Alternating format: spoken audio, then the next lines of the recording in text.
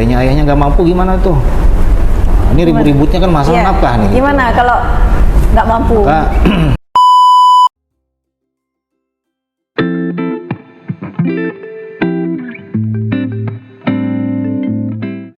Assalamualaikum warahmatullahi wabarakatuh. Jumpa lagi dengan kami dari Pengadilan Agama Bangil. Hari ini kita akan memulai podcast episode pertama kita bersama beliau yang mulia Bapak Ridwan. Bapak apa kabar? Sehat? Alhamdulillah, sehat alhamdulillah. Jadi hari ini apa yang akan kita bahas, Pak? Hari ini kita akan membahas podcast tentang cerai talak. Gitu Cerai talak dan realitasnya. Dan realitas. Iya benar. Kalau menurut Bapak sendiri sebenarnya cerai talak itu seperti apa sih, Pak? Nah, cerai talak merupakan salah satu kewenangan absolut ya Pengadilan Agama sesuai dengan pasal 49, 89 dan perubahan kedua kalinya nomor 3 tahun 2006 bahwa salah satu kewenangan Pengadilan Agama itu adalah menangani perkara cerai talak. Baik Bapak, ngomong-ngomong tentang cerai talak ini ya, cerai talak itu sebenarnya apa sih? Seperti apa? Baik, cerai talak adalah cerai yang diajukan oleh pihak suami. Jadi salah satu kewenangan Pengadilan Agama sesuai pasal 49 nomor 7 tahun 9 dan perubahan yang kedua kalinya nomor 3 tahun 2006 bahwa salah satu kewenangan Pengadilan Agama itulah mengadili perkara cerai talak, yaitu cerai yang diajukan oleh pihak suami. Kalau istri yang mengajukan namanya adalah cerai gugat. Seperti itu.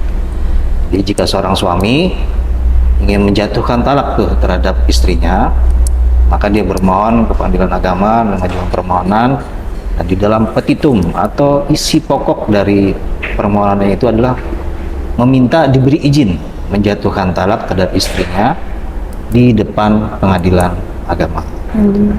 Berarti ikrarnya itu di depan hakim ya Pak? Ya, gitu. Terus kalau seandainya ikrarnya tidak dilakukan di depan hakim gitu, katakanlah di rumah suaminya sudah mengatakan saya jatuhkan talak kepada kamu, itu gimana talaknya Pak? Apakah itu juga cerai talak atau gimana? Kalau mengikut aturan yang ada gitu, meskipun secara syar'i ya, secara syar'i itu jatuh talak, tapi mengikut aturan yang ada di negara kita gitu kan ya. Jadi biarpun 1000 kali dia menjatuhkan talak terhadap istrinya dan itu belum diproses pengajuan permohonan ke Pengadilan Agama dan tidak diberi izin oleh Pengadilan Agama, maka dia tetaplah sebagai suami istri. Mungkin berbeda ya, seperti kayak di Mesir itu namanya ada isbat cerai gitu.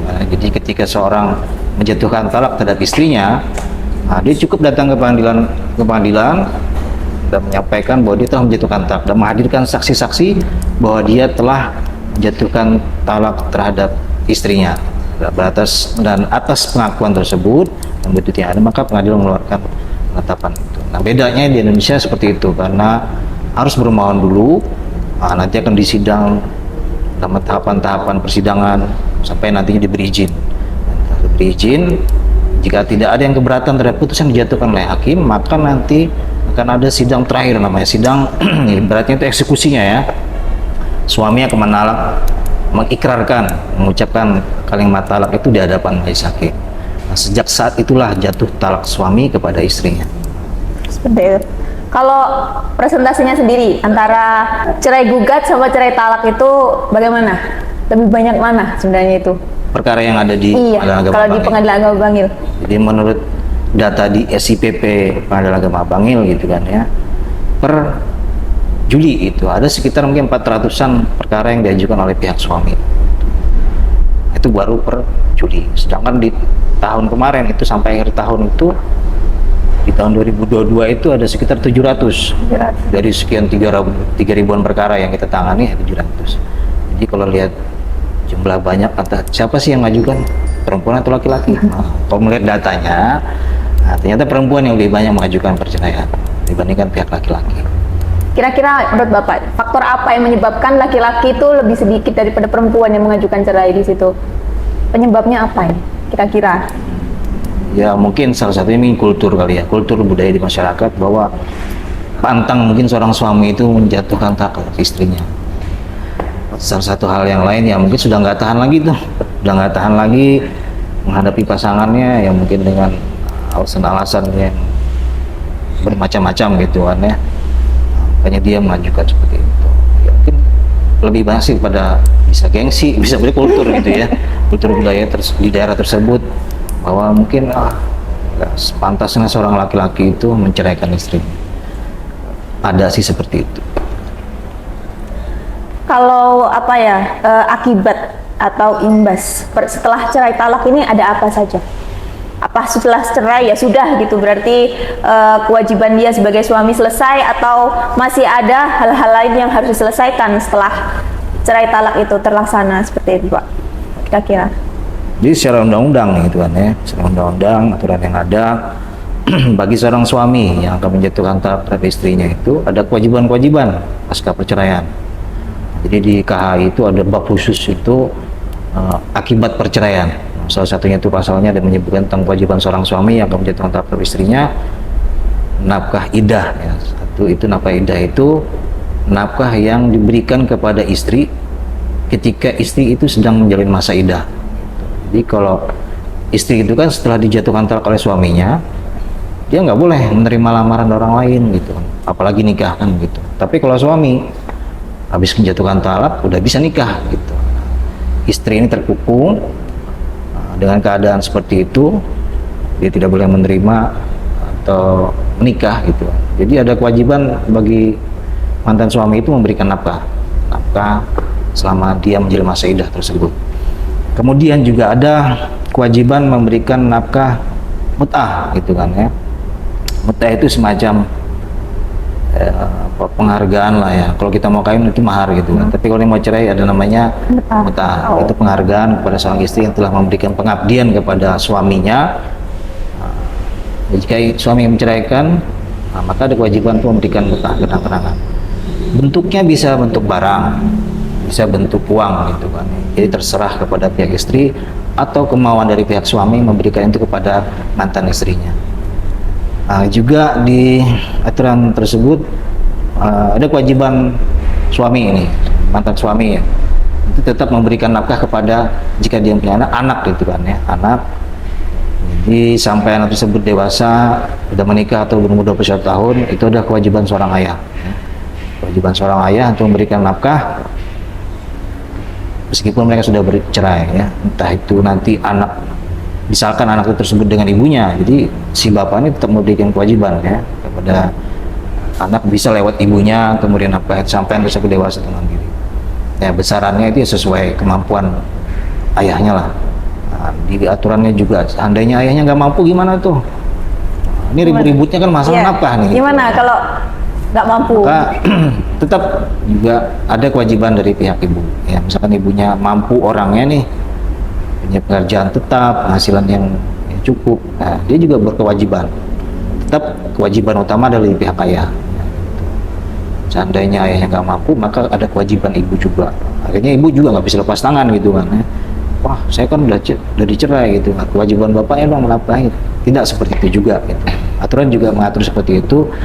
Jika suaminya tidak mampu, maka ada kewajiban ibunya juga kalau ibunya mampu untuk menafkahi anak tersebut. Ya, artinya jangan sampai terlantar lah anak tersebut. Lalu kalau orang mau bercerai biasanya kan ada masalah tuh Pak ya, pasti ribut-ribut, pisah rumah, pisah ranjang, ada kadang sampai hilang kontak seperti itu kan rawan untuk tidak dinafkahi gitu selama pernikahan yang terjadi keributan ini tadi. Itu nanti gimana nafkahnya istrinya itu tadi? Kan sudah ditetapkan oleh hakim gitu ya. Oh segini-segini. Ya. Jadi ya upaya hukum itu ya namanya eksekusi gitu kan. Eksekusi, siapa yang mengajukan eksekusi ya, yang dirugikan ya atas putusan tersebut. Pihak suami udah dihukum tapi dia tidak melaksanakan, maka bagi mantan istri bisa mengajukan eksekusi. Nah itu juga salah satu kerumitan-kerumitan di perkara seperti ini gitu kan ya. Pengalaman yang ada itu eksekusinya kalau nggak ada uang gitu, bisa barang gitu kan ya. Jadi si pemohon eksekusi bisa menunjukkan kepada pengadilan, Pak, dia punya ini loh, rumah gitu kan, rumah yang bisa dikonversikan itu diganti itu sebagai nafkah gitu kan. Ya oke. Misalkan dia dilantarkan dalam berapa tahun, dihitung sebulannya berapa, ya tinggal dikurangin itu jadi jual, dilelang kalau nggak mau gitu kan. Nah, dari situlah dikurangin nafkah yang akan diberikan kepada pihak mantan istri. Ini mungkin ada pertanyaan titipan Mbak ya dari teman-teman di Instagram gitu. Di sini saya ingin menyampaikan pertanyaan teman-teman ini, mungkin keresahan sebagian orang juga gitu ya. Iya. Nah di sini untuk gini, ada pertanyaan seperti ini. Bila laki-laki yang sudah bercerai kemudian menikah lagi, kan tadi kata Bapak kan dia tidak memerlukan iddah, berarti bisa setelah ikrar talak, terus besok atau lusa menikah kan bisa menikah lagi. Lalu dia mau merujuk istrinya ketika dalam masa iddah kan bisa rujuk tuh. Apakah dia harus mengajukan izin poligami seperti itu? Ini bagaimana Pak? Iya. Sukar Jadi, juga ini. yang melanggar hukum itu siapa? Sebenarnya orang-orang yang mengerti hukum ya, gitu. Ya memang itu celah-celah hukum ya, untuk namanya poligami liar lah, bahasanya seperti itu. Sudah menjatuhkan talak nih, ya nikahlah dengan orang lain gitu kan ya. Tetapi dalam masa iddah tiba-tiba dia baik lagi tuh dengan istri yang dijatuhi talak itu, boleh kan secara hukum? Boleh. Tapi akhirnya apa? Ada keadaan hukum bahwa dia itu melakukan poligami kan gitu. Padahal dalam undang-undang poligami itu harus izin pengadilan kan? Iya, betul. Nah berdasarkan pengalaman yang ada, akhirnya Kementerian Agama, ini sebenarnya ranah kewenangan Kementerian Agama gitu kan ya. Nah, jadi mereka membuat suatu keputusan, surat edaran keputusan Ketua Menteri Agama itu. Jadi meskipun masih dalam masa iddah gitu kan ya, nah, suami ini kalau mau nikah lagi itu nggak boleh. Nah, masih ditunggu dulu selesaikan iddah baru dia menikah lagi. Oh, gitu. seperti itu. Nah, jadi dia khawatirkan nanti sebelum iddah selesai dia balik lagi gitu kan. Jadi di aturan itu selesaikan dulu masa iddah dengan istri yang telah jatuh talak, nah, baru dia boleh nikah lagi. Nah, gitu. Kalau misal sudah terlanjur terjadi, lalu ingin mengikuti prosedur yang ada gitu, berarti mengajukan izin Ya, poligami. itu harus seperti itu kan, sesuai aturan.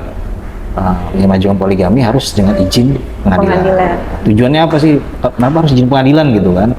Sebenarnya itu melindungi hak-hak perempuan.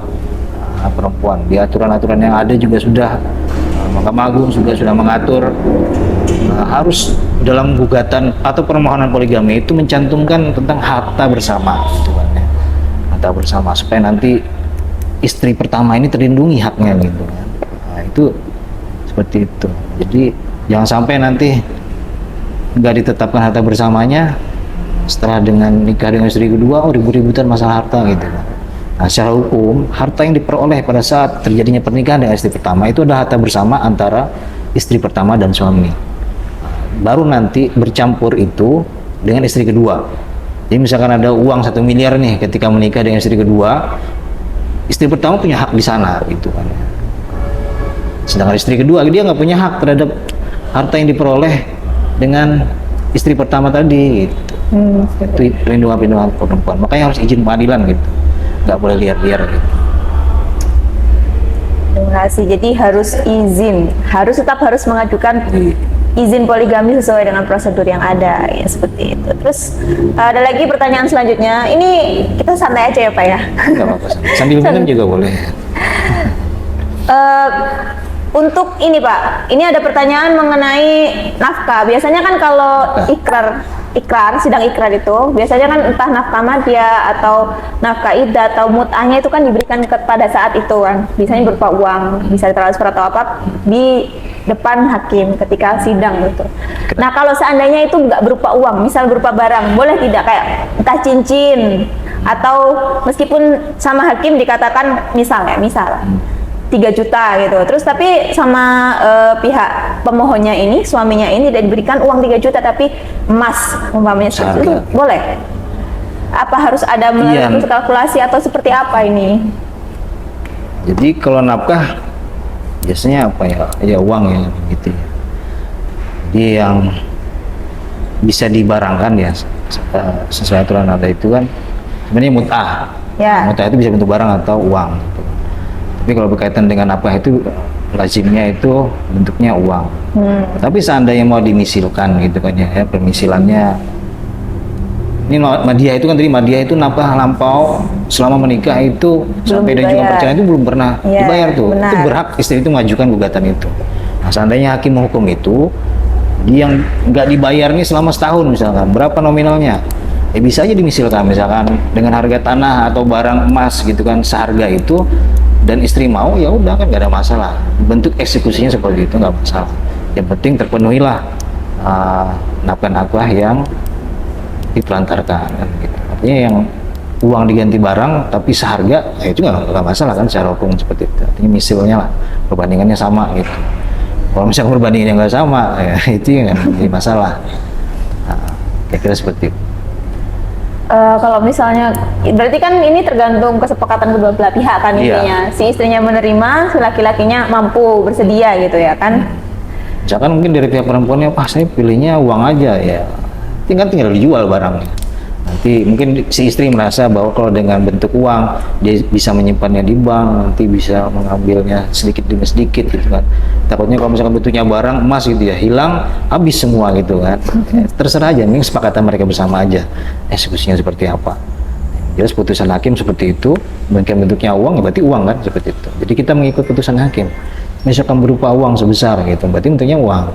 Tapi seandainya eksekusinya nantinya gitu kan, bisa nanti dalam bentuk barang ya monggo gitu kan. Tapi selama ini sih bentuk idah itu nafkah anak itu belum ada putusan yang itu berbentuk barang. Tapi kebanyakannya itu bentuknya uang. Untuk mungkin mengukurnya lebih mudah kan seperti itu. Kalau seandainya waktu ikrar talak, sedang ikrar talaknya itu istrinya nggak hadir gitu Pak, terus mau memberikan itu lewat mana?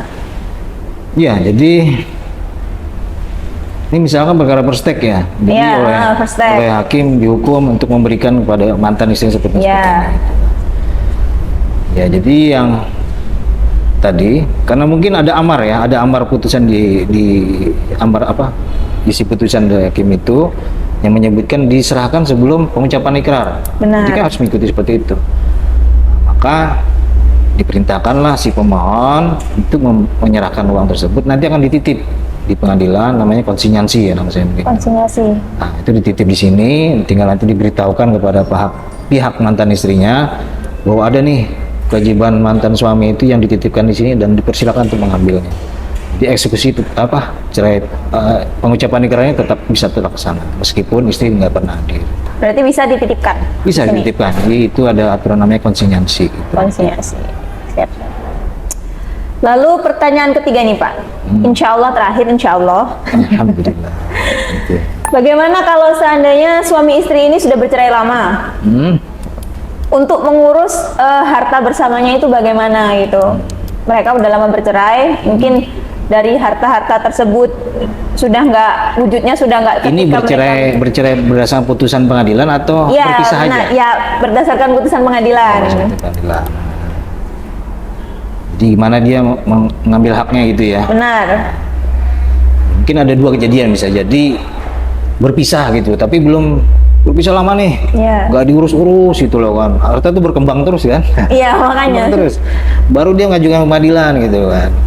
Nah itu kan agak ribet juga ngurusnya itu. Jadi namanya si penggugat kan dia harus menghitung itu semua, memberitahukan kepada hakim bahwa selama kami kawin nih Pak, gitu kan, kami dapat harta begini nih, mungkin saham atau apa gitu. Itu kan kewajiban si penggugat menghitung itu semua. Berdasarkan itulah nanti hakim akan memutus betulkah ini harta bersama atau enggak gitu.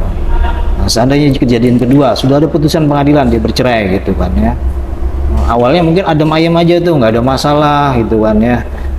Masing-masing mungkin memegang objek sengketa gitu, ada mungkin di pihak mantan istri atau pihak suami.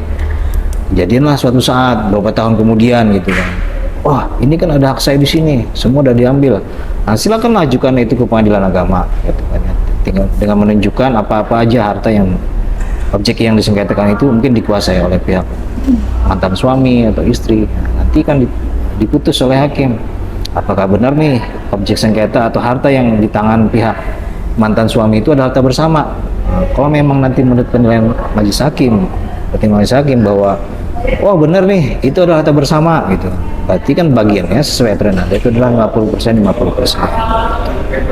Ya seperti itu. Sudah lama dan itu memang harta bersama, ya ada hak di situ kan. Terima kasih Bapak. Mungkin sudah habis pertanyaan dari teman-teman sekalian. Baik, siap. Mungkin sebelum ditutup ada pesan yang ingin Bapak sampaikan kepada rekan-rekan yang mungkin punya keresahan-keresahan mengenai masalah hukum atau masalah cerai talak, mungkin ada yang ingin disampaikan? Iya, jadi bagi masyarakat, ya, pada khususnya masyarakat di Kabupaten Pasuruan ya, Bangil, jika ada permasalahan dalam rumah tangga gitu kan ya, dalam rumah tangga, dan itu memang sudah nggak bisa lagi tuh diselesaikan secara kekeluargaan, ya, solusi hukumnya ada, majukanlah perceraian ya, prosedur yang ada, karena gunanya itu juga kembali kepada mereka. Seandainya mereka hanya berpisah saja tanpa ada penyelesaian secara hukum gitu kan ya, maka dia akan dianggap sebagai masih suami istri gitu, suami istri, nggak diurus-urus perceraiannya atau segala macamnya.